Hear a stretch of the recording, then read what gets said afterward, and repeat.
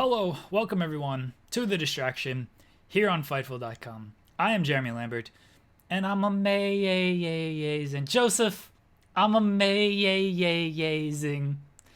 I'm here with Joe Hulbert. You don't get the title today. I get it. I get the nickname today. Wow. With the context I have as to where we are right now, that was an extraordinary intro choice. I want to say so. But I share the sentiment nonetheless. Thank you. We have definitely not just recorded another episode of the show that, like, I am currently concerned. This is like James Harden before Game 7 moment for me. Like, I'm not sure I have the legs to shoot these step backs anymore. I don't know. But we're here, and apparently we're talking about jean shorts. That's what I got on the format. I don't know if that's true, but that's going to come up, I think. Yeah. Wrestling. Yeah, we'll talk about jean shorts. Sure. Why not? Okay, we're here to talk about wrestling, allegedly. The show that we definitely did not just record will air on Saturday as we review Wrong Side of Town. Our Thursday show, people who we usually review movies on Tuesday had personal issue to deal with, so our movie review is on Saturday. Thursday, we're here, normal time slot, talking wrestling. Put 5 minutes on the clock. We always go over time, stick to a topic. We never stick to a topic. That's why it's called The Distraction. Yes. Joseph is here. We had a big weekend with AEW All Out. Some other stuff happened. I don't remember most of it, but that's why we're here to talk about it, though. Try to refresh some memories. It is extraordinary to think that this is the show covering All Out, right? It honestly feels like an ancient memory. Our audience must at this point be like, "Oh my God, we get it, Matt Hardy. Like, what do you want?" I did the All Out post show too with another Brit. Oh, wow. With I cheated on you with Alex McCarthy. Hang on. Does that mean I'm gonna have to be doing like some shot creation here? I'm gonna have to make my own shot, get my own shots. What's happening here? You're still gonna have the ball though, right? Yeah. I still got the ball. I'm just gonna be. I'm gonna be looking for that assist record today. All right. That's what it's gonna be. I'm gonna be dishing out even more assists than I usually do. Not looking for my own shot.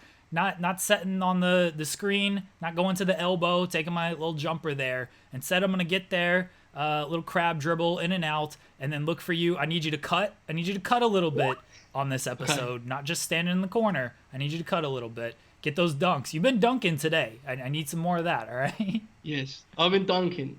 They've not changed the man guarding me either, right? Same guy dunking on him over and over again. Yeah. It's just a shame.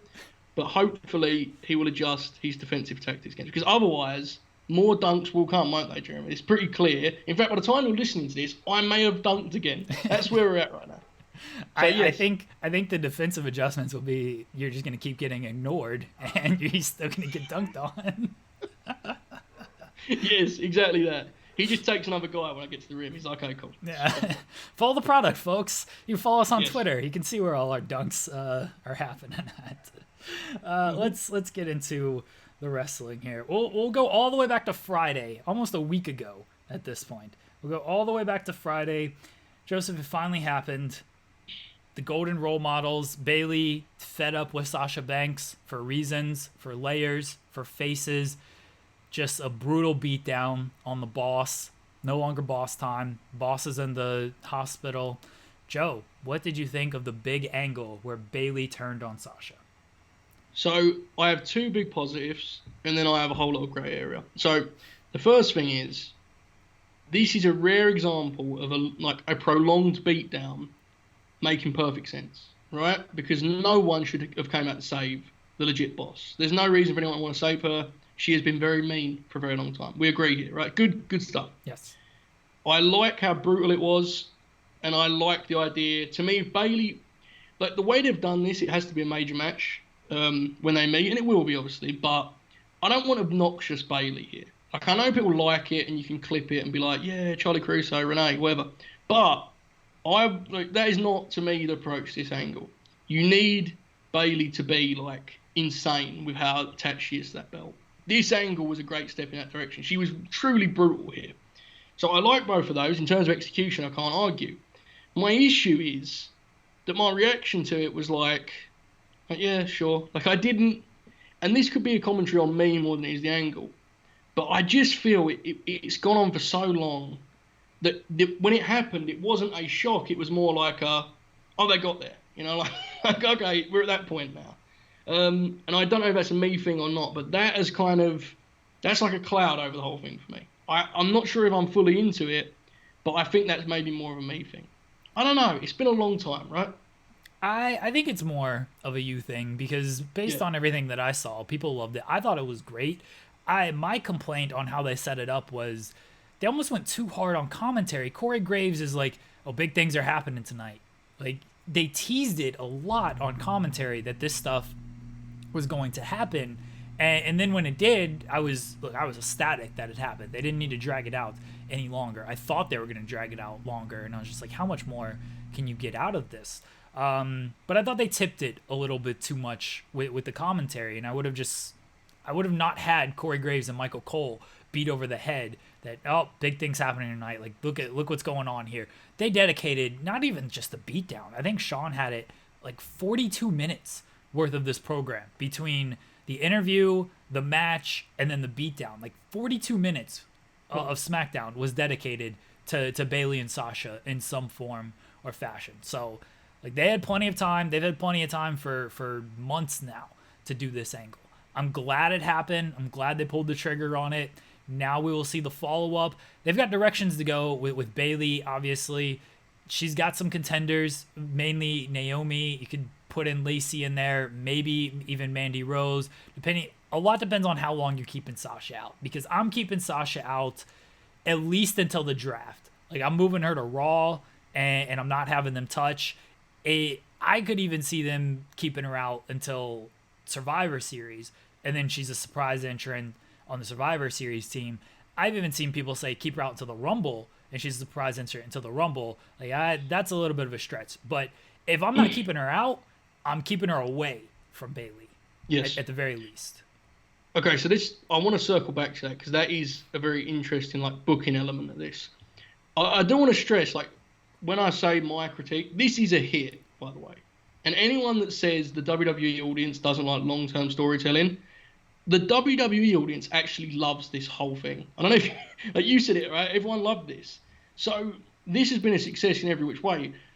I'm a big part of my enjoyment moving forward will hinge on the next step.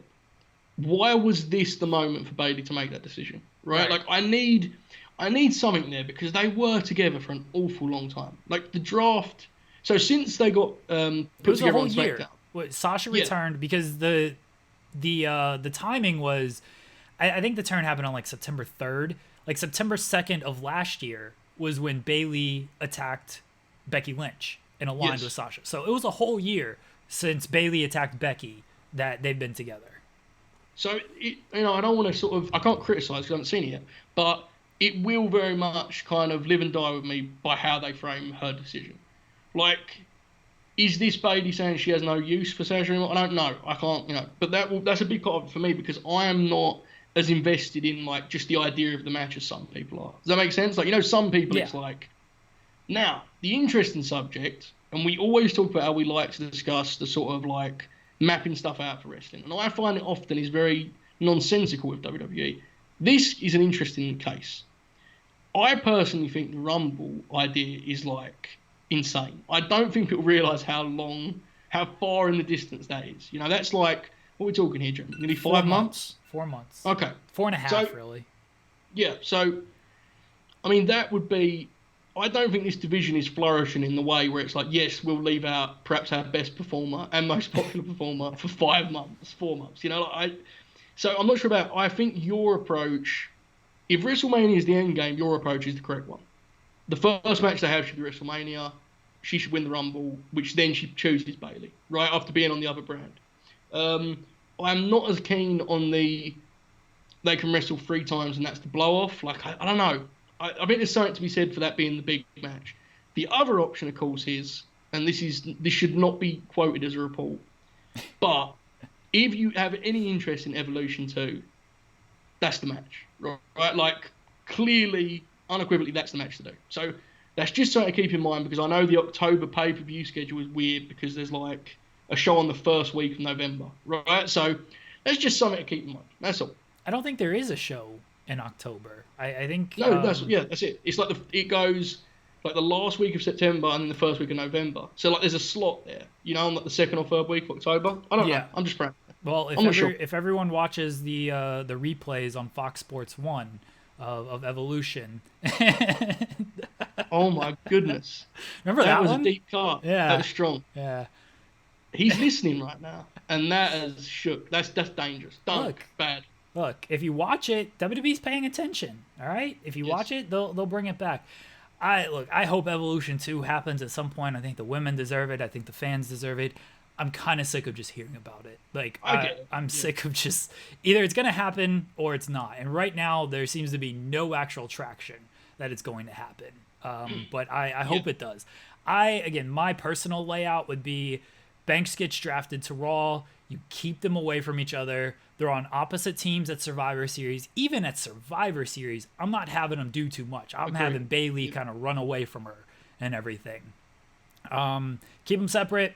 Banks wins the Rumble. You go from there. She chooses Bayley, obviously. You build to the big Mania match. You get the Mania match. You even do the rematch at the next pay-per-view. And then the rematch, because even the rematch is going to sell, because the whole thing is Sasha can't defend her title. So in her first title defense against Bayley, that's what you're selling that on. It's like, all right, you beat me at Mania. You've never defended these titles. Like, I'm very confident I will beat you at what Backlash is usually the pay-per-view after Mania. Yeah. So you booked this thing all the way to late April right now. How do you... I agree with everything you said, and this is a little bit of a side note, but I do want to kind of bring it up, because someone mentioned this to me, and I thought it was interesting. How do you feel about Evolution almost being like them tying the bow on, like, okay, this is what we did to get here, and now moving forward, there is no need for Evolution, because Banks and Bayley is a main event match on any of these dumb pay-per-views, right? Like, it is. Do we need an Evolution? Like, I haven't got any strong opinions on this. It was just an interesting way of framing it. Someone was like, they used the past, they paid sort of homage to the women that set those, set things up to get there. And I understand neither of us have the voice to discuss this, but I'm just sort of throwing it out there. Is there something to be said for, there's no need for Evolution 2 because these women are the main event now. Like, Banks and Bayley, you could argue, is the hottest thing in the whole promotion. So, I don't know. That's just an interesting little element of that whole Evolution show, I think. I think if you can hold off Banks and Bayley until Mania, that's kind of your main event at Mania right now. Mm-hmm. I mean, they'll have Brock there, and they'll have something. If they're going to do Roman... they, Jeremy? Will they have Brock? He could be wrestling for the pure Brawls Ring of Honor title, for all we know. We don't know. Like, they'll have matches and whatnot, but like that would be the hottest program. I think if you just do Evolution in October, you've almost sacrificed the long-term story here just to do just to do this match because you need a headliner for Evolution. Like, I wouldn't do that. And let's be honest, like, they can do Evolution. I think it'll be a good show. If it's on October, that gives them 4 weeks to build this pay-per-view. They have nothing for these women. They have done absolutely nothing with these women. Hang on a second. Mickey James and Natalya is a red hot match. I want you to know that, okay? They could do something because I guess you've got like 12 tag teams splitting up, so you could always just do those matches. But they just did Peyton Royce and Billy Kay on Raw. I forget them. Just rewatch them. It's no problem. I think it's interesting. I loved Evolution, but like if it was just like a one-off thing and it like marked sort of changing of, I don't know, it's just fun. I mean, I'm with you though that as far as WrestleMania main event, like just looking at what's on the table right now. Banks and Bayley are in with a real chance of being like the absolute main event for that show, which would be pretty cool. I just don't want them to do Evolution just to do it when there's no stories involved. Like, legitimately, if you did Evolution a month from now, what are you putting? Like, you're not getting Trish back for this. You're not getting Lita back. I mean, maybe they will, but I can't imagine they're coming back to wrestle in this Thunderdome or anything. Becky's out. Charlotte... I don't know with her. The Bellas are out. Ronda's out. Like, these are all key parts of Evolution. You're using the women that you have on the roster now. Don't get me wrong. All these women are talented. You haven't done shit with them in 6 months. So I just don't see what you're doing. Jeremy, Alexa will be in Hollywood by then too, right? Exactly. So, it would be a tough card to put together. Now, I'm with you. It's a kind of side of it that I hadn't really thought of before, so I thought we, as two male voices, would explore that here on the podcast. Nonetheless. Also on SmackDown, Jey Uso won a fatal 4-way match that he wasn't originally in, but Big E got taken out by Sheamus. Jey Uso inserted, wins it. Jey Uso against Roman Reigns at Clash of Champions, cousin against cousin. I couldn't be like more in on this. I actually love this. I love that it's totally fresh and random, but still makes perfect sense. And more than that, I love that it's not, you know, when Jinder got elevated and it was like, this is random and wacky, but it kind of sucked too because he'd lost 100 singles matches before that. This isn't that, right? Because Jey Uso just hasn't been a singles wrestler. Right. So in terms of like how you're framing the show, there's a nice element of unknown there where it's like, he's never had to be in this spot because he's one of the best tag teams ever with his brother. So like, I love that dynamic. The big takeaway with all this though is that Roman is not like this whole bit with him and Heyman. He is not just being Brock Lesnar here. No. Right? Like this is a very different approach in which it almost seems like Heyman is like, he's like paying a debt to Roman almost, right? Like he was talking all harsh and he's Paul, he does the gun fingers and all that good stuff. But Roman, I think everyone knows he would have always been a great heel. His pure like body language and his physical confidence and charisma was extraordinary on SmackDown. Like I thought he looked so much more comfortable in this role than he has in a lot of his run. Now I thought for the last couple of years he kind of figured that out anyway, but I'm just excited to see Roman in this role, and more than that, I'm pumped that his first title defense is a match that he can win in 8 minutes without it being like a classic, and it ain't gonna hurt the other guy. You know, like that to me is all of this. I can't be more on board with. I think it's great.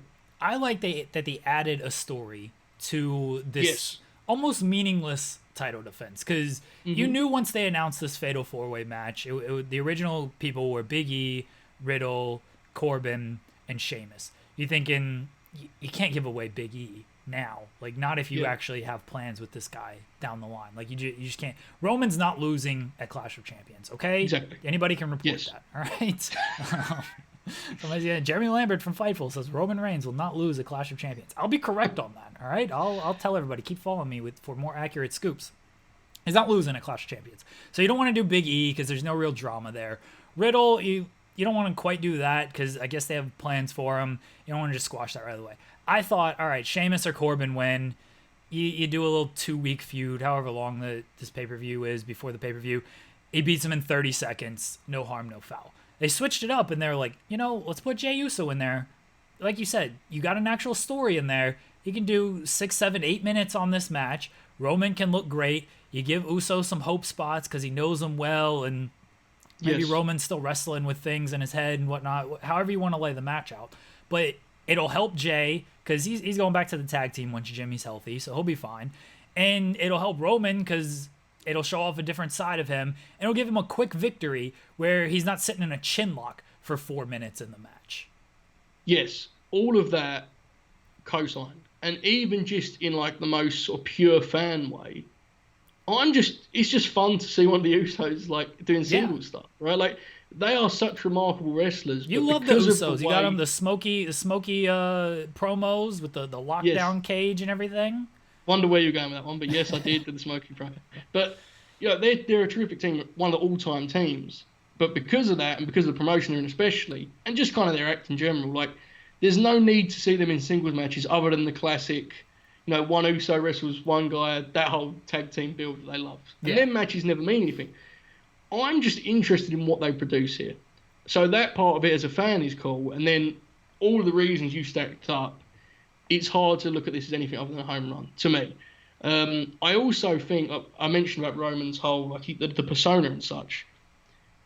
Backstage segments are like the ultimate quality swing in WWE, right?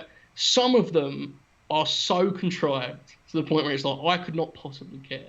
A victim of that often is poor King Corbin, who will find himself sort of wandering around aimlessly before running into like Chad Gable. And it always sucks.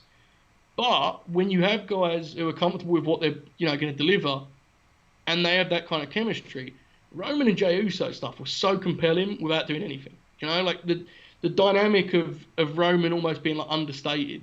And he wasn't, doing the kind of mustache twirling heel stuff by any means. He was just, He's different. He has a different approach. We still know very little. We just know that Paul Heyman seems like almost in fear of Roman.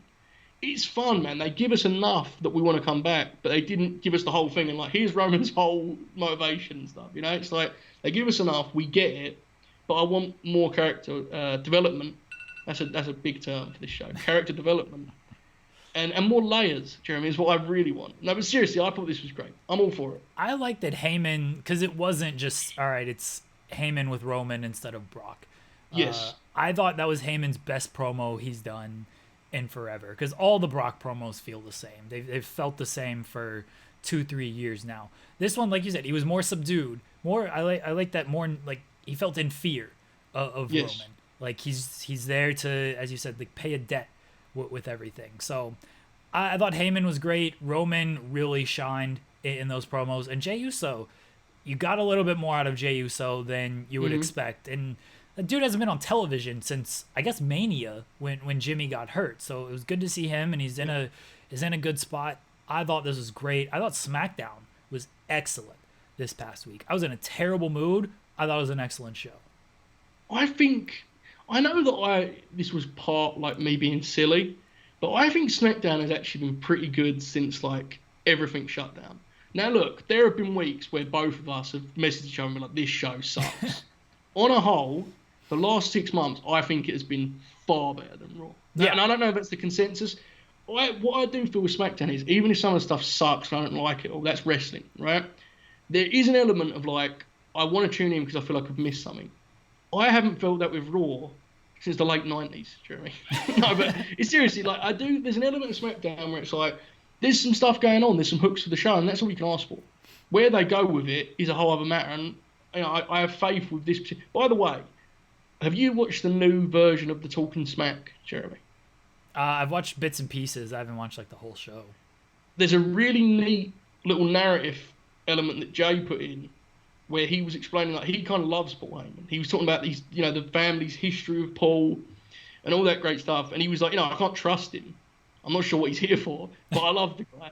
And it was like, man, there's a whole theme you can go with there that is just great. Fits both guys perfectly. So this is weird. We're doing like we've changed brands here, Jeremy. We're about to bury All Out too. We have changed brands. We were trying to, you mentioned Raw's felt the same since the 90s. We were trying to come up with topics for Raw, and this past week was legitimately, if you watched a month ago, 2 months ago, you watched this past week's show. And definitely if you watched last week's show.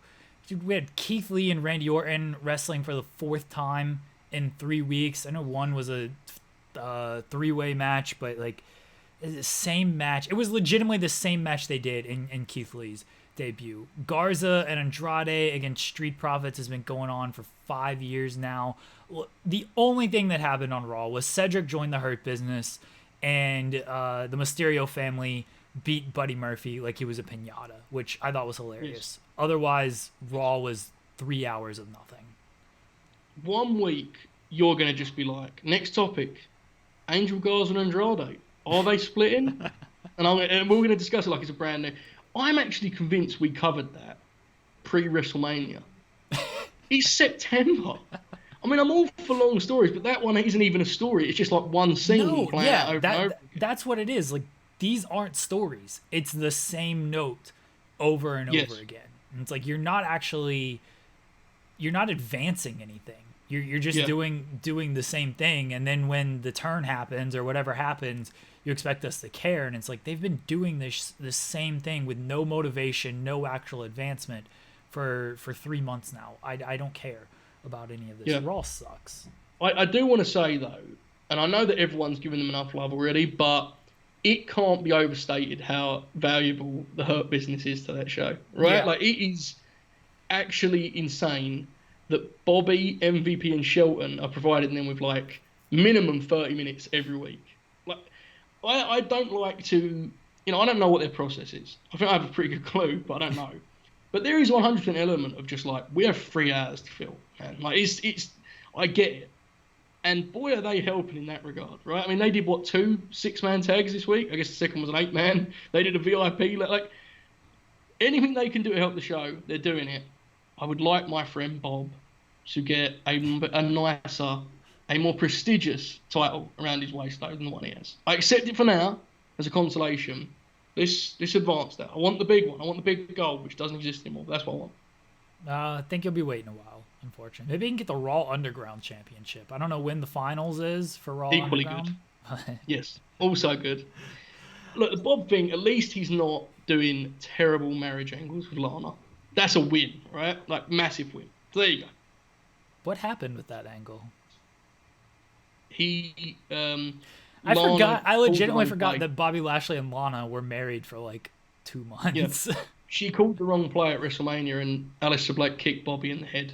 Oh, all right. And then, because when he beat Lashley, that gave Black the momentum to turn heel. And Lashley the momentum to get a title shot, right? Yes. Yeah, okay. Wins and losses do not matter.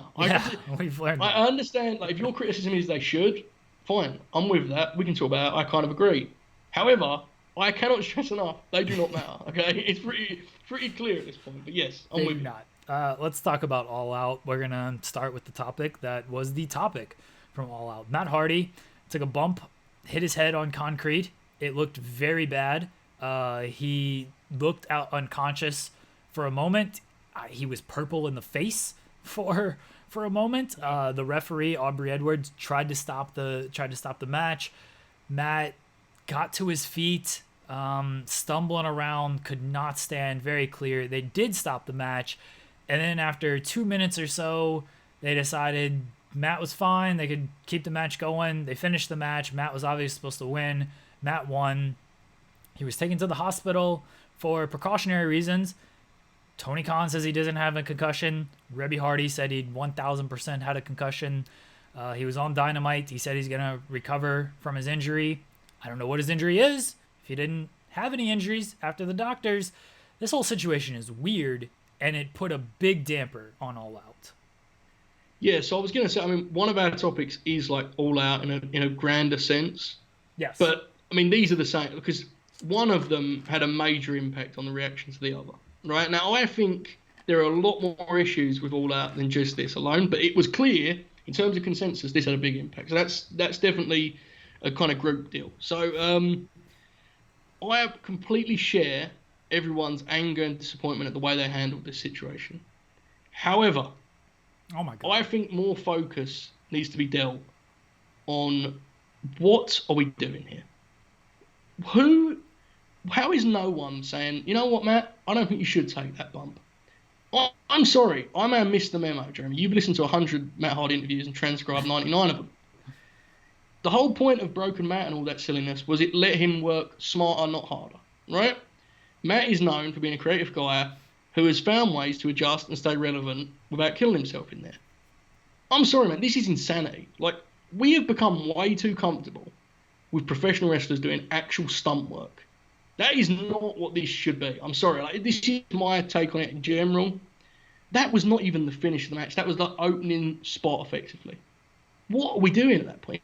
It's like a cut-off spot. Him spearing him that far onto a table, 2 tables. So, to me, that's where this links with the show. AEW is, on a personal level, my favourite show to watch, Dynamite, each week. Okay? It's the direction I enjoy talking about most. They have a serious quality control issue. They need some filters sometimes. And this show had a ton of examples of them letting guys do dumb stuff, unnecessary stuff. And this obviously takes cake because of all that happened. And yes, I got to stress, I'm with everyone that didn't like the handling of it. It was dumb and it was terrible. However, I grasp that, like, you know, they're in a kind of frantic state. They're panicking, this, that, and next thing. It sucks. It's wrestling, right? But man, Matt should be smart in this. God bless him. I hope he's well with whatever his injury is. And is no one stepping forward and saying, no, we don't need to do this. Let's be honest here, Jeremy. No one bought the pay-per-view for that match. And that's not a criticism of them. That's what the situation was. We don't need that bump coming one match after a battle royal in which we did a body bag thumbtack powerbomb onto a ramp with steps on it. At some point, we've got to accept, like, yes, it's great. You're giving the audience as much as you can, and I appreciate that. I really do. But the audience doesn't want to be made to feel uncomfortable. You know, like, come on, let's rein this in a little bit before something worse than this happens. That's all I would say. They were fighting on a scissor lift, And as you said, they speared him through 2 tables that they overshot. And AEW apparently cracked 1 million for Dynamite last night. Breaking news. Cool. Just as I did that rant about their issues. they didn't go up against NXT, but hey, you know, good on them. Yes, I agree. So it was 1.016. So just got it. You know, still good on them. Where was I at? Oh, they were on the scissor lift fighting. There was a spear through it, through 2 tables on the concrete. And yeah, they overshot it. Matt hit his head. Like you said, that was an early spot in the match. The finish, I don't know if this was supposed to be the original finish, if they audibled on the fly, whatever they ended up doing. The finish was very similar of just, they climbed a scaffolding and then Sammy fell. Maybe he was 4 feet higher in the air when he fell off the scaffolding through the tables down below, the staging area below. It's like, you just did that spot as a non-finish, and now you're going to do this as a finish. This is an issue they have in matches. I mean, we're going to talk about the whole show. We're not going to talk about this match. The pre-show match between Dark Order and Private Party, John Silver does this like spinning power bomb, and they're doing like German, like some of the combos Dark Order did, and like that wasn't the finish. Like, this should be the finish. Do finishes that are actual finishes, and like you said, these stunt work stuff. Like, don't just give this stuff away and have it be a false finish on this stuff. But the problem is they do all these false finishes in regular matches, so they feel like they got to do all these crazy false finishes in gimmick matches as well, and it's like, why do we have to do false finishes, crazy stuff like this in gimmick matches? Just a crazy bump like that should be the finish. And here's my absolute least favorite, and this is not about Matt Hardy, this is about the concept in general, which is, to be clear, this is my choice to go this way, because to be honest, I mean, everyone has discussed Tony Khan and the hand. We've all done that at this point, right? Like, so this is just, we're talking broad here. If you do the stunt safely, it will look terrible because it will be so phony looking. How many times we see it with WWE, right? They'll do a big stunt and it'll be like, no one buys that. You can see all the padding, the mat, and so guess what? Just don't do it. if your safe way of doing it makes it look less like sort of wow, and the other way is, yes, let's just risk poor 45-year-old Matt Hardy's head. How about we go with neither, right? Like, it's because here's the thing, we get lost sometimes in what this audience is. We often, with the casual fan stuff, I know that's a joke now, but the audience that bought this pay-per-view, I can promise you, they just wanted to be entertained. They did not want to see poor Matt in serious danger. I mean, you could see, it was a striking image when he hit the floor. Right? Yeah. That was a man I legitimately thought he was dead. I legitimately thought he was dead. And, I don't want to kind of, speak for the whole audience. But at the same time, I don't think people bought this pay-per-view because they're like, man, I want to see Matt kill Sammy. It's like, that's not what this show is. It's more like people want to see the performance. I know it's going to annoy people. That's the truth, isn't it? Right? Like, people like that. How many people, Jeremy, did you see say, I'm buying this pay-per-view because I think FTR are going to have this classic match? Or, that's really what AEW is. So that makes it even worse because no one's buying the stunts as being actually dangerous, even though, here's the kicker, they are incredibly dangerous. Like, and the saddest part of it is Matt is so much smarter than this. And the whole thing of him going there was he can be a coach and a mentor. And it's like, come on, Matt, like, what are we doing here? You're doing the worst kind of stuff. So, yeah, obviously the whole thing sucks. I hope Matt is well. I don't mean to, kick him while he's down. We need to be a lot less tolerant of just being like, yeah, they just do these full-on, movie stunts now. Why?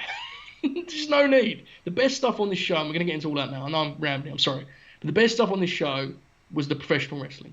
It was not the, wild, oh my God, what an idea stuff. To me, anyway. So that's all. And continuing the match was just so Matt could win because of the stipulation. So dumb. I don't get that either. He didn't need to win. All right, I get he leaves AEW. How many times have you done it to where it just comes back? A guy just comes back. Oh, they left the promotion forever. They come back. Matt Hardy's got 15 different personalities. all right, Matt Hardy's left the promotion. Here comes Damascus or whatever. He's still in the promotion. Yeah. Like, you don't need to continue it just to give Matt the victory. And I'm pretty sure that played a part in why they continued it, and that put them further at risk. It was handled poorly all around. It was a bad idea. It was bad execution. It was bad follow-up. And it completely it killed the vibe for the rest of this show, which we're going to get into now, because the match between Thunder Rosa and Kirishita had to follow this match. They had a great match. No one cared, unfortunately, because of what they had just seen with Matt Hardy. But what else did you take from this show? This show alarmed me in some cases, and I spoke about quality control, but that's a very broad term we can kind of isolate in now. So just straight up front, I thought Mox and MJF was a very good main event that fell victim to an incredibly long show, and it was very WrestleMania main event to me, Yeah. I thought FTR and Hangman and Omega was very good. I know it seems like I'm in the minority on that. That's fine. I liked it very much. And as you said, the women's title match was terrific. However, there was a feel to this show that I don't, as much as Matt Hardy certainly heightened the issue, I thought it was there from the start. There was this sort of, and I've come to realise the heat and such, the audience was kind of suffering sitting there, right? But at some point, someone is going to have to explain, like, look, here's the deal. AEW has a great roster now. One of our next topics will kind of be another addition to that. The pay-per-views are not your chance to say, look how many great wrestlers we have. I think this show would have been far better for having Darby and Ricky Starks in place of the whole Battle Royal, which was like a perfect example of just stuff happening, right? And that, to me, coming 2 matches after the tooth and nail deal, which I'm sure you loved, I thought just set the tone. And then when you have Matt too, it's like, geez, this is not going well. So I was left here feeling as though they are kind of, some of their faults had come more clear over that 4.5 hours or whatever it was. That's all. Do you see how much the sun is coming in on it's me? Amazing. It's crazy. You currently look like an album cover. It's extraordinary. It's amazing. I'm just looking at the shot here.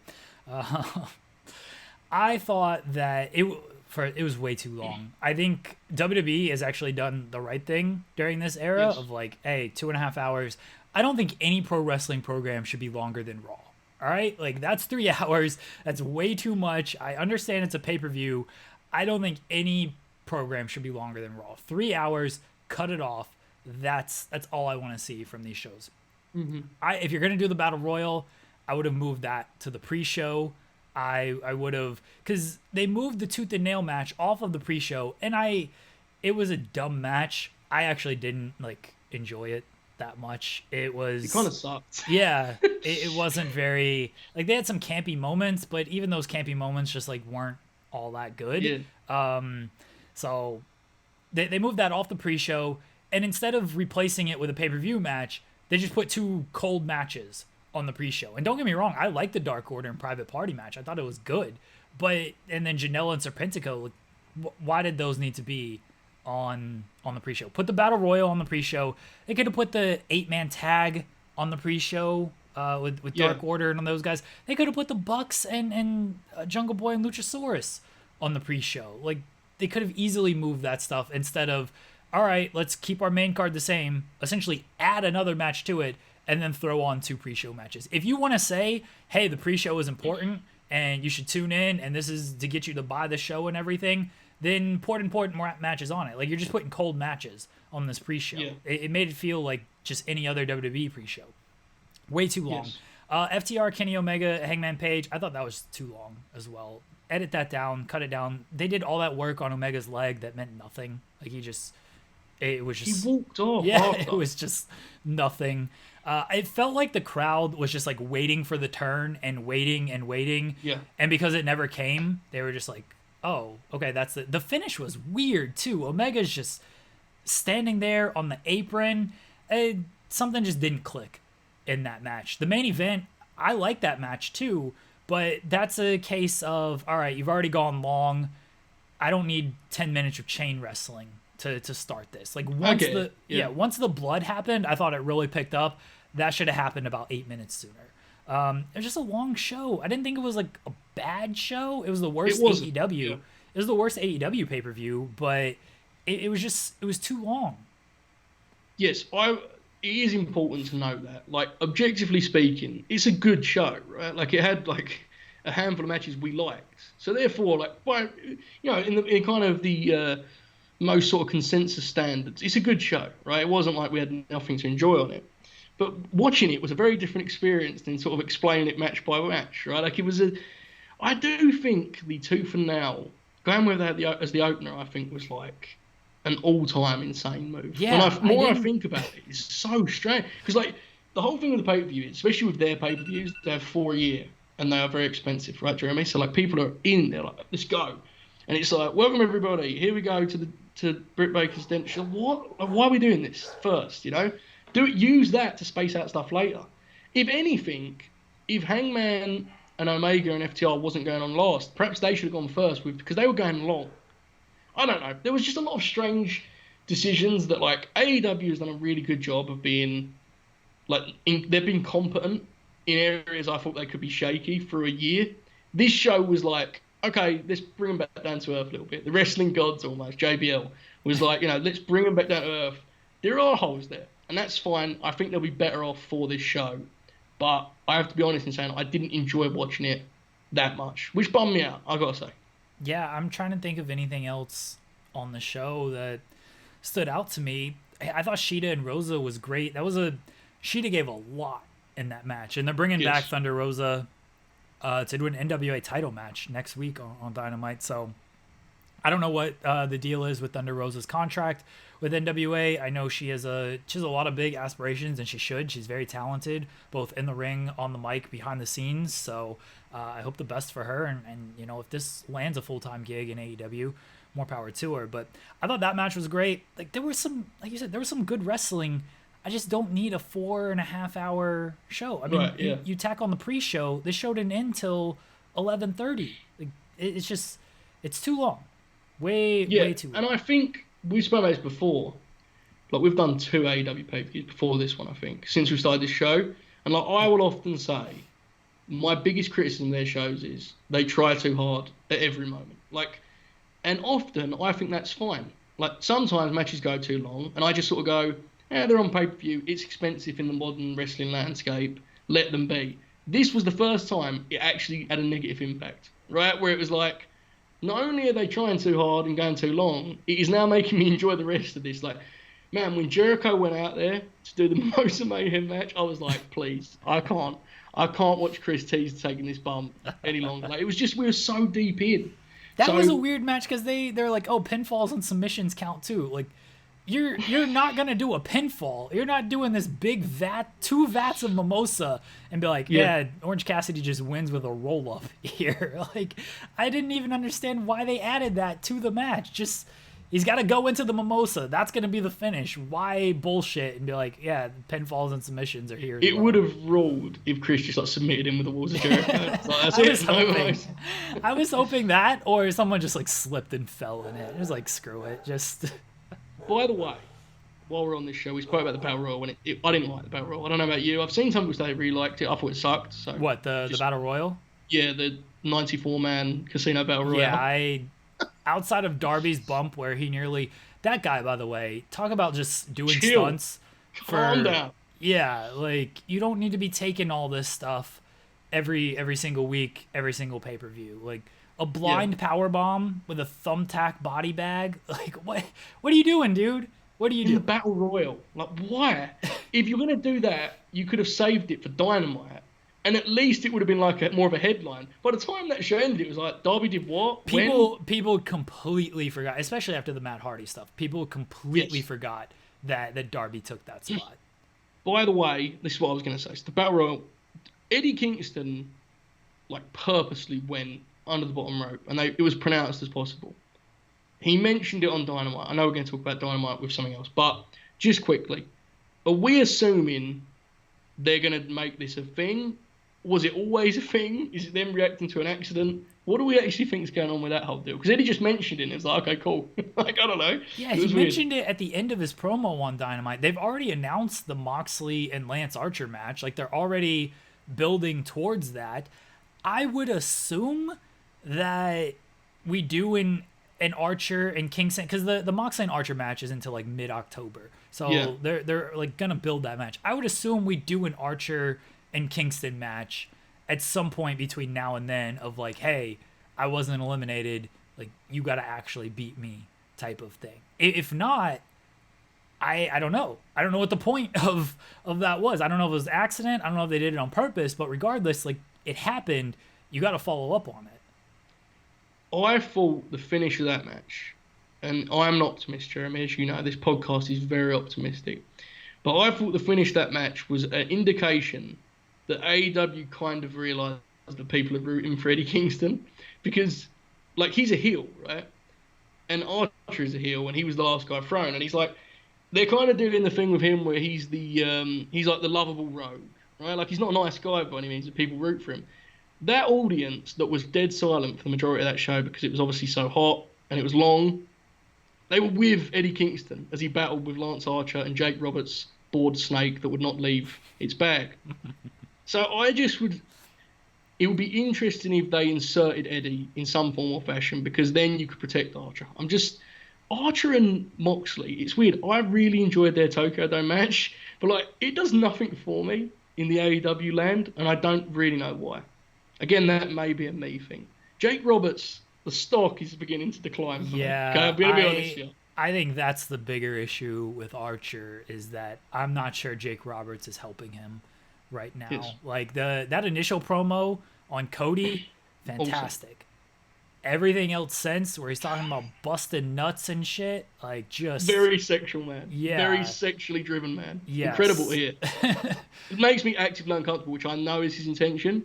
But like, I often watch the show and be like, man, if I'm uncomfortable right now, I can only imagine how some of the audience feels watching this. They got to put Jake and Jim on a timeout for a little while. Hey, look, we actually kind of need to talk about it because it was like so flagrant. Man, I mean, he seemed like he was on his best behavior at Dynamite, and I would hope that's because someone spoke to him. I mean, he was on his best behavior, but he was even bitter on stuff because he was like, "Oh, can't say that. Gonna get yelled at about that." Like, he was clearly bitter about what was said to him and the reaction to him. Look, ride it out. Renee Young will be here soon, Jeremy. Do you like that? That's just where I'm going with this. It's gonna be a while for Renee. Yeah, sure. Do you remember when Renee left WWE and someone was like, hey, it'd be fun if she went to AEW, and people were like, shut up, you loser, ESPN. And then she interviews was like, yeah, I might do something in wrestling. Seems fun. That'll be fun. No one will get mad when she shows up in AEW, right? No one ever gets mad when WWE stars show in AEW. Moving on to our next topic. Our next topic is Miro, the former Rusev, did show up in AEW. He was the best man for Kip Sabian, straight out of Cisco Eminem 90s with his bleach blonde hair. Cut a promo, basically just said, not in the same house anymore, not under the glass ceiling, shoved that brass ring up your ass, it's Miro Day, and that was it. What'd you think of this, Joe? It was a little bit like surreal. It was like a dream. It was like, oh my god, like Impact. It was very, dude. Yes. The shot from behind, like, that was like straight out of what they did with Christian Cage when he debuted in Impact. West, yes. Yeah, like, it was very Impact, very, very Impact. Before we get into, because I think both of us love him, right? Like, this is not him. I love Miro. It genuinely came across like a satirical like take on the classic WWE guy promo. And I haven't got because I think generally the AEW audience enjoys that stuff. And it is just one reference. Like, who cares, right? He does one promo about it, move on. Putting him in this thing is a bold move. Now, here's the deal. Looking at that roster, we have Brian Cage, Brody, and Archer. It actually probably is a waste of Miro to be like, yeah, he's going to just come and be like a tough guy heel that beats people up. Like, he's better than that, right? He's more versatile than that. However, I'm not sure you want to extend his range this far. I mean, it's his first thing. My hope is he will beat up the Kip Sabian very badly soon. So I'm happy to see him. I think he's a terrific talent. One of the most like legitimately misused guys I can think of. Yes. But somewhat of an alarm bell just because of like, I watching it, I was like, oh God, I've seen this story before. You know, poor Aaron Rex. I've seen it, I've heard it. Just be careful. That's all I'd say. It was. I'm happy he's in AEW. I do love Miro. I think he deserved much better in WWE because he is such a talented and diverse performer. This was such a cold debut. Just so cold. Coming out with Kip Sabian. Like, no one cares about Kip Sabian and Penelope Ford. Hey, no one, come on now. No one cares. That's my countryman, Jeremy Lambert. Don't go after the Brits. It's been a tough day for your countrymen, Joe. Yes. No one cares. It's actually been a tough couple of months if you think about it. But yes. Yeah, no one cares about Kip Sabian. And that promo, I don't mind the shots at WWE. It's a war, you know? Have fun with it. Who cares? It's not really a war, but have fun with it. Who cares? It felt so weak, though. It just felt like everyone expects me to say something about WWE. I'm going to say something about it. And like he said the exact same thing, like, or really just like the most cliche thing, brass ring, glass ceiling. Like, all right, we heard this one before. His look, that blonde hair, it ain't working. It ain't working. It had that feel. And again, I don't think this is the case. I'm just telling you what I, as a viewer, felt. It really felt like a guy that couldn't turn down the money. It did. Yeah. I'm sorry. The way he looked and his whole tone and temperament. He seemed excited when they chanted for him, but his whole sort of like demeanor was that of a man that was like, I can do this and Twitch stream. Like, it's easy money. I can't go to Japan for a while. Just do this. So I'm so optimistic about what he can be, but I'm not going to pretend that this left me like super enthused because it felt a little bit like, yeah, I'll have some fun in AEW. Like, nothing else is going on right now. I hope that isn't the case because he could be an awesome addition to that roster. I hope he is. And this is the issue. We talked about it when WWE released these guys, when we had our basically like draft board of, all right, who do we think is going to be these players? It's like, well, you're going based off potential of what we've seen in WWE. So many guys just get beaten down by WWE, and then once they're out, they realize the freedom and they realize, hey, they don't really need this wrestling stuff right now. Like, I'm just kind of checked out on it. But then someone comes along with a big money offer, and they're like, sure, may as well do it. Like you mentioned, Damian Sandow, Aaron Rex, like perfect example. Everyone was like, this guy is gonna be can't miss. Like the stuff he did with Miz, so underutilized. And then he just goes to Impact, and he was just checked out on all of it. And he's like, yeah, I don't care about this. Mm-hmm. I hope that's not the case with Miro, but it certainly seemed the case last night. And now, if you're AEW, like, you're adding another top talent, another guy who you can position very well. And look, there's only so much television time. There's only so many spots that people are going to get. AEW loves to be, we're the alternative, we're doing something different and stuff. It's not always about ex-WWE guys for me because everyone comes from somewhere, but you keep collecting these guys. That's going to push down these guys you were hyping up at first, like your Janellas, like your Private Parties, like your Jungle. I think Jungle Boy and MJF are pretty safe, but like Proud and Powerful, like you've been hyping these guys, and now you keep bringing in these ex-WWE guys. Guys got to get moved down the pecking order because of it. It's a real thing. I mean, I certainly don't want to be the guy that's like, just sign everyone, it's fine. Like, it's a real thing. The issue comes when people like act as though an ex-WWE guy should never get another job in wrestling. Yeah. That's when it gets weird, right? But I'm with you. I'm a big FTR guy, but I think there's an argument that their insertion has perhaps cut some other teams off. You know, like maybe that's true. I don't know. I can't really recall. Like, the Lucha Bros weren't around when they came in, right? So, I don't know. I'd have to investigate that. But they have a lot of good tag teams. And currently the division is being built around FTR because that's what they deserve as they've been signed here. That could happen elsewhere, and it could be a problem, right? Because often we talk about in the women's division, they need help. To be honest, man, the male main event scene and the tag scene doesn't need any more help. It's actually excellent in terms of depth. I mean, Ricky Starks, I know we're biased because he's one of our best friends, Jeremy, right? I am equally friends with Ricky Starks as you are, as you know. Buried my wardrobe and then came out and looking like, I mean, he was trying to be Darby Allin. Came out looking like that on national television. I don't like Ricky Starks. Do you know he messages me every day since I missed that appearance? When we were every day. When can I come back? I say, Ricky, it's hard. We have Firefly fun. Stop. No spoilers. Almost a spoiler. Yeah, almost spoiled that one. So, he, by the way, in all seriousness, has been like extraordinarily good. I mean, he was awesome on Power, but like the spotlight is way bigger here, and he couldn't have like fit it more, right? Like he's like just embraced it. He's rolled with it. So they have so much talent. They have to be, and that's why. Should we complain if Miro is just like a fun comedy mid-carder? Like, I will complain, but should we? Or is it actually just a guy being like, I'm cool here, push these other guys, it's fine? I don't know. Maybe that's something we're going to see more often.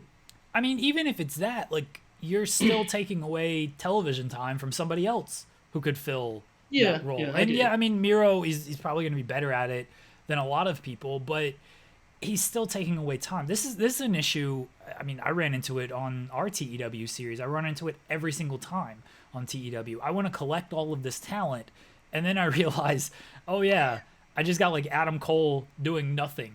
I'm just burying Seth Rollins and Braun Strowman because I don't have any actual use for them, when in any legitimate promotion, these would be two of your top guys in the promotion. And I'm just like, I don't care about these guys. I'm going to just put them under the entire time. Like, this is what happens when you do collect all of this talent, is there's simply not enough television time for all of them to actually tell stories. I mean, we talk about their women's division, and, you know, everyone's like, push the women. Some of the women, they're not ready to really be pushed and all of this stuff. But if you keep collecting these men's talent, you're never going to be able to push the women because you're not going to have time for them.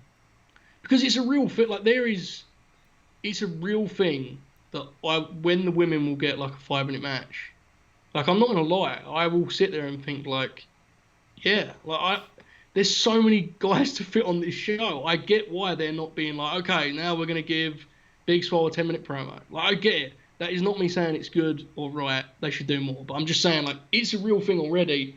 It will get worse as they move forward. So, a second show that they keep talking about, that Cody definitely Go didn't Big announce last Show. night. The Go Big Show is the second show. I mean, maybe that will help.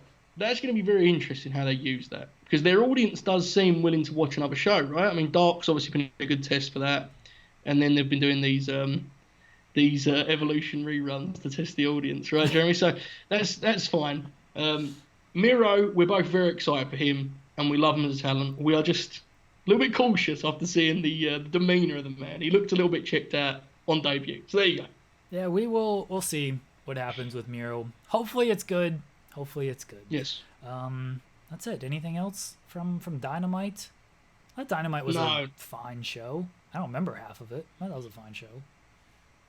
Brody and Dustin was like legitimately. It was good. Yes, it was very good. I did troll a bunch of people on Twitter with my comment. Did you not see it? I don't think so. No. Oh my god! I even said like this is a troll comment beforehand, because people get very mad at me over this stuff. But my tweet was just like, oh, the alternative where 51-year-old Goldust faces 40-year-old Luke Harper in the main event. You're mean. You're very, very mean. Okay, I do not appreciate that, Jeremy, but I respect it as a Twitter play. That's all. But people were very mad about that. For some reason, people were ragging on Finn Balor. Oh, NXT, the young brand, 39-year-old champion, whatever that. I know. No NXT talk, but we're bringing it back if something happens. We're bringing it back. If Dustin, this is the truth. The biggest compliment to Dustin Rhodes is that I now feel it's not worth talking about how good he is at his age. Like, it feels embarrassing for me to be like, how good is he for his age? Dustin Rhodes. Like, he's so good that it's not even a topic anymore. I have moved on from the fact that at 50, Dustin Rhodes is one of the most compelling in-ring performers in the world, in my view. That's where I'm at, okay? Give me Ed Kingston versus the natural Dustin Rhodes, who is also a nightmare, and I may not do the trade request that I'm pondering right now. Why are you pondering this trade request, by the way? Is it because of All Out? Blue Brand is looking... Listen, man. Richard... I was wondering where you wanted to go. So you want to go to the Blue Brand. I'm not saying that. I'm just saying Pritchard gives me Stan Van vibes, okay? Kind of guy I like playing for. That's all I'm saying. He trusts me. I could see it being a good fit. I'm not requesting a trade, to be clear, folks. I'm simply making some requests, once again, in a polite fashion. That's all. You're just doing your due diligence on what else is out there, weighing your other options. suitors. Yes. Okay. Exactly. All right. I get it. I think you should stick with one team. That's just me, but I know that's not how you are. Too late for that. Yeah. I mean, I've already been on like 4 teams. At this point, I may as well just continue the path I'm on. That's I want fair. championships, Jeremy. I want championships. You know this. Are you excited for Stan Van Gundy to coach your Sixers? Okay, let's get into this. I'm not even doing a bit. I would rather Stan Van than Billy Donovan. That's where I'm at. And it's not because I think he's a better coach. I'm just like, at least there's like a wacky element to him. Billy Donovan legitimately feels like I was just signing up for being like, let's just do the same thing again. Like, I am not, and I've told you this many times, I'm not educated enough on the game to give you like a breakdown of why he's a good or bad coach. However, his playoff resume would suggest to me that it is it's like a sideways move from Brett. I thought we wanted a guy that makes in-game adjustments and has like experience winning. What are we doing? It's the same thing. Billy Donovan made the Western Conference Finals. All right. Yeah, exactly. And look at that win. No, it's not good. To me, we've always spoken about off air and on air, but we are tired by the fact that our teams were tremendous at finding ways to lose. Yes. But why am I switching coaches with a guy that also shares this trait? Or what are we doing? Maybe that'll change it. What if we just traded teams? Like the entire Sixers roster came to OKC, the entire OKC roster went to Philly, and we'll just see how it works. You would love if you got Brett with that crew. If you just get the team, they suck. I hate them. But you would love Brett. He's glorious. Here's the deal, though. There is one scenario in which the Billy Donovan is very fun. CP, here's the offer, officially on the table right now. Mike Scott, Zaire Smith, and a second. Who says no? For Donovan? Sure. Whoa. Chris Paul we're talking about here. No, I say no to that deal. What? Mike Scott's like 36% from free. Yeah, good for him. We got Mike Muscala to shoot 36% from 3. That's very disrespectful, but also true. Zaire Smith could be something in this league. You know could that, be. Right? That's what I hear. People really try to talk into Zaire Smith. Every single Sixers trade that is done by a Sixers fan who doesn't want to put Matisse Thybulle in every deal he belongs in is like, Zaire Smith, there he is, $3 million. What you thinking?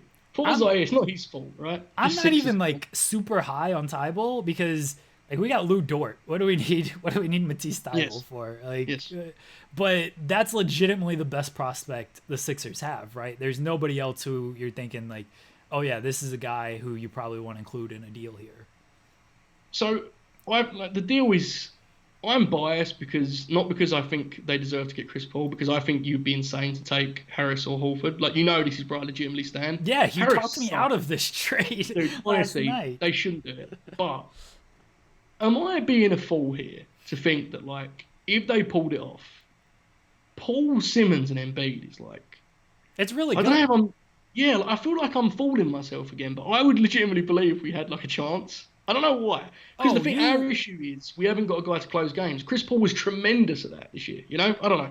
You would 100% talk yourself into this being good. And it is. Like, it is. And then they would just Sixers you because that's what happens with our teams. I've learned this very much. But no, Chris Paul is a guy you need because he can play off ball as a spot-up shooter for Ben Simmons. Chris Paul's very well shooting the ball from 3. He can attack off the dribble, especially if closeouts are late and things like that. Yeah, you got a guy who can close games. Chris Paul's whole MO this year is he wasn't that great in the first through third quarters. He just kind of controlled the game, played at his pace, did Chris Paul things. But it was mainly Schroeder and Shea doing the heavy lifting in the first 3 quarters. Fourth quarter came, though. It was like, all right, Chris Paul's just going to take this over. He's going to get that little elbow jumper that he loves. He's going to hit all the big shots. Like, he's going to do what Chris Paul does.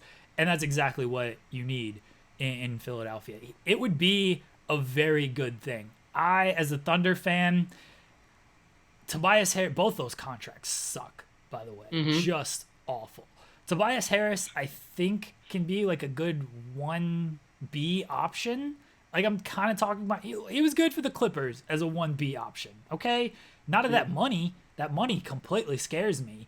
And if he doesn't turn out to be a good 1B option, it's very tough to move. Like, the best case scenario with him is he proves himself in OKC, almost like Chris Paul. Is like, he kind of has a resurgence year. People realize, oh, maybe it was just the Sixers situation that was really bad for Tobias Harris. Maybe playing him with 4 other guys who are 6'5" along with him wasn't the best fit for this guy. And when you put him around like guards who can move the ball and create their own shot and stuff, he does a little bit better. Maybe we'll take that contract. And it's the same thing with Al Horford. It's just a matter of, is that going to happen? And if it does, can you sell people on those contracts? I want to make this clear now, in case it does happen, that I am under I'm fully aware that as soon as Chris Paul arrives in Philadelphia, he will injure himself or get infinitely worse. I want to be clear. He's vegan now. He's a vegan. But I know the truth. It's already in my mind. It's done. Okay? But I'm just, in the most optimistic sense, I don't really get why they wouldn't, because when I see people saying that as a reason not to, it's like, look at the team now. It's obviously not ideal if Chris Paul turns up and gets injured, but the team isn't good with Horford healthy or Harris healthy. I think it's worth the risk. My issue is I just kind of refuse the idea that we'd have the best offer. I mean, I don't know what his value is, but it just seems unlikely to me. And that's the thing, is there's going to be multiple teams after Chris Paul, after what he did this season. Milwaukee's got to go all in. They just have to, because last year of Giannis, he can say, I love it here, I want to be here long term and stuff. Until he signs that contract, those words don't mean shit, because we've heard that from a lot of superstars before. And they got to do something. Great regular season. They failed in the playoffs this year spectacularly, but even last year wasn't great. So they're there. If the Lakers don't win it this year, they're going to have to... LeBron, he's 35.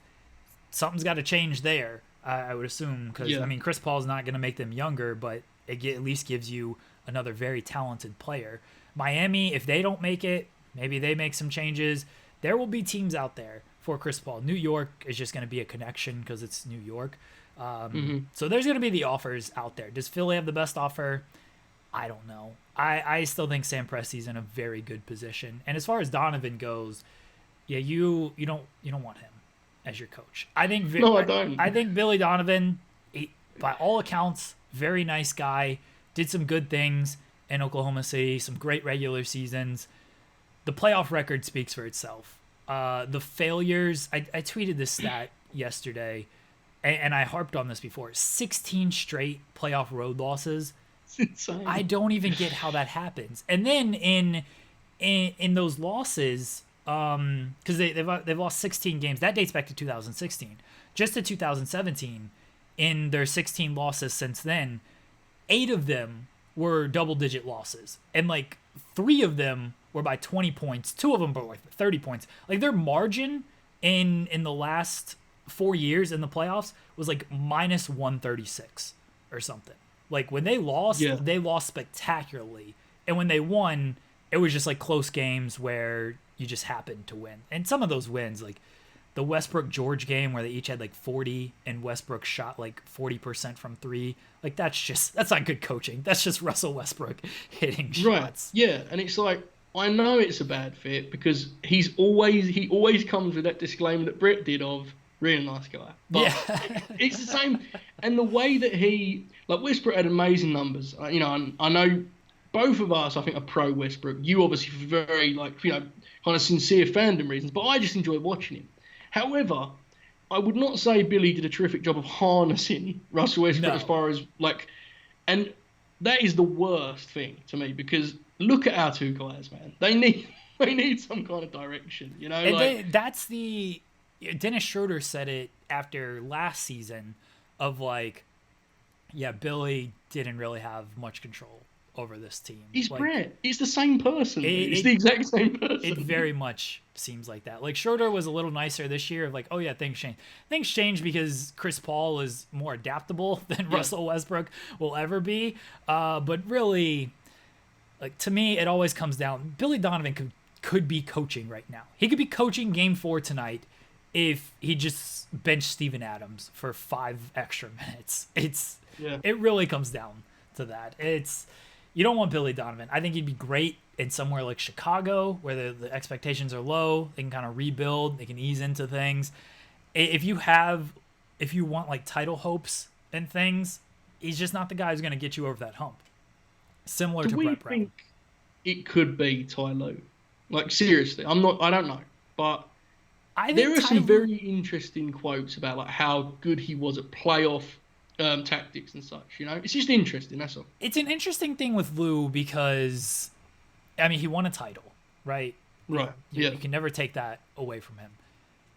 Everyone just credits LeBron for that title. Like, no one gives Lou of like, yeah, he did some spectacular coaching job. It's just like Klay Thompson pissed off LeBron after game 4, and LeBron said, "No, fuck this," and then he came back from 3-1. Like that's what it all comes down to. And like Lou hasn't had a job since the Cleveland job. He's an assistant with the Clippers now. We'll see how he does. I think Lou can be fine. He's got the title to always fall back on. I just don't know. I don't know how much of a credit that was to him because LeBron coaches, right, whether you like it or not, they're just not going to get the credit. Like Spoelstra did not get the credit until really these past couple of seasons where it's like, oh wow, he made the playoffs with that coach. Roster. Yeah. Like now you're seeing, oh yeah, this guy is actually a good coach. Like Mike Brown, we found out, not a good coach. They were good because LeBron was very good. Who else has coached LeBron? I don't know, but I feel like it was Mike Brown, like 300. What's his name? David Blatt. I don't know how good of a coach he was, but LeBron just basically ran him out of the league. So it's tough when your success as a coach is tied to LeBron, how you're going to fare without LeBron. The one agreed element of him that like encourages me is it does seem he was pretty big on like holding LeBron accountable. And it's like, I mean, that's as much as you can do with LeBron, right? Yeah. Like he has the ball in his hands, so he's really making the decisions out there. Like with Chris Paul, I think they were a better playoff team with Chris Paul because of that reason. He's the same way, right? He's making decisions, and there's only so much Billy Donovan, the Adams thing, very sad. But we do need a coach that's going to come in and like give clear direction and like parameters to our 2 stars. Billy Donovan, from everything I've read, heard, and seen, is just not that guy. And to me, that's the main thing. Because X's and O's and stuff, I don't know. Not the guy for that. But it certainly doesn't seem like the personality fit. Have we done like 20 minutes on Billy Donovan? It feels like we have. Peak distraction. Not quite. Only like 12. We were heavy hitting with the wrestling chat today, Jeremy. Did you not think that? I said I wasn't ready for Game 7. This was a 40-point triple double. You were built for Game 7. So many emojis. Yes. So I can't spoil Saturday's show. Promote Saturday's show, Jeremy, because it's I can tell you what we're going to talk about on Saturday. Yes. Let's get to the 20-minute outro now. Yes. Saturday we will review Wrong Side of Town, starring Rob Van Dam, Batista, in that order. Viscera, who's there, Ja Rule, and some other people. I think it's a fantastic show. We're wearing the same things we're wearing now. We didn't shower one bit these past couple of days, but and then look, stick around for that show. It's one of our shortest shows, but it's worth it. Yes. Incredible finish. Yes. All-time great finish. Yes, an all-time great finish. The TEW series is done. That is one reason why the movie review was Saturday. Go back, check that out, see how SummerSlam ended in a spectacular fashion. We popped Sean with the finish of SummerSlam there. We'll have the TEW finish, or TEW series, back in a couple of weeks. A new universe. We've pretty much got it all detailed out. It's just a matter of sitting down and doing the work on it. Follow Joe on Twitter, at Joel Hulbert 5. He's going to be writing the Dominic Mysterio feature at some point. What else do you have on social media besides dunking on fools, Joe? Well, before I get there, you have a match to pick for next week, right? Oh, I do. So we've kind of skipped out on the retro reviews the past couple of weeks. It's been my fault. Last week I just forgot, and then this week I was supposed to pick, and here we go. I'm going to pick Great American Bash 2000 Human Torch match, Vampiro and Sting. Andrew Thompson's biggest fan, Vampiro, by the way, and Sting. That was awesome. Yes. In fact, that's the perfect segue to my next point.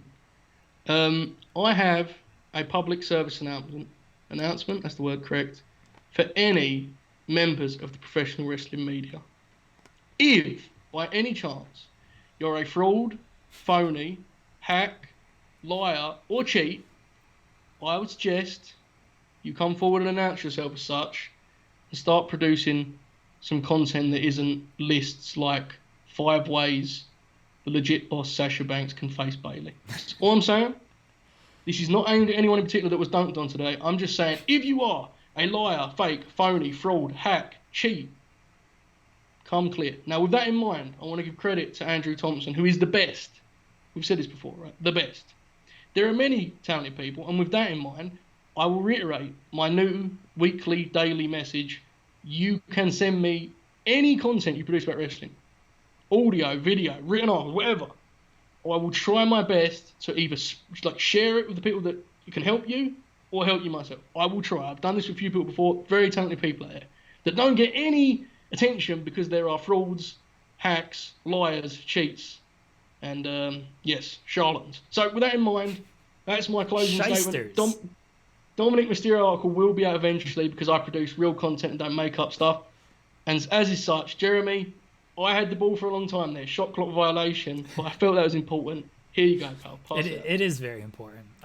Produce content that you can stand by, folks. Like to me, that's what it comes down to. Produce content that you feel you can stand by. I mean, I guess these people feel they can stand by it. They can't. It's shit content. Yeah. It's lies. And it's fake. Yeah. It's very fake. Studio scoopsters, I call them, Jeremy. Studio scoopsters. They're not about that real scoop life, are they, No, Jeremy? no. But yeah, this isn't about anyone in particular. Carry on.